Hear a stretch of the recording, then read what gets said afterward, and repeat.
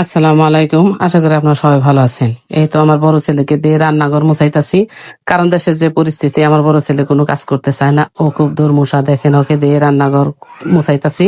এরপর ওকে দিয়ে ঘরের ফ্লোর মুছাবো। ওকে এইভাবে কাজ শেখানো আমার খুব দরকার। এই তো আমার ছোট ছেলেকে নিয়ে একটু বাজারে যাইতেছি।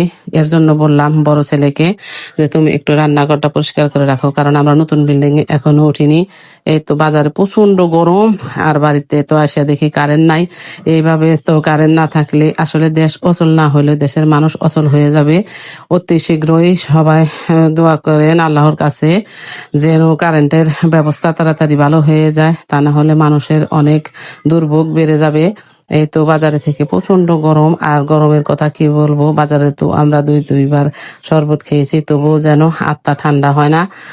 বাজারে কোন বাসায় কোন, এই তো আমার বড় ছেলে বললো যে আম্মু একটু ঠান্ডা খেয়ে নাও। আমার বড় ছেলে আসলে একটু পাজি, কাজ করতে চায় না, ও শুধু চাটু মারে। এই তো আমাদেরকে চাটু মাইরা ও 7 আপ খাওয়াইতেছে যে আম্মা একটু ঠান্ডা হন, আপনি একটু রাগ করেন না, আমি অনেক কাজ করে দিব আপনাকে। এতেই তো আমি অনেক মহা খুশি যে আমার ছেলে। এই দেখেন মাছ আনছিলাম, আমরা 3 জনে মিলেমিশে মাছটি পরিষ্কার করে নিলাম। মাছগুলা খুব পরিষ্কার হয়েছিল। ভালো থাকবেন সবাই, আল্লাহ হাফেজ।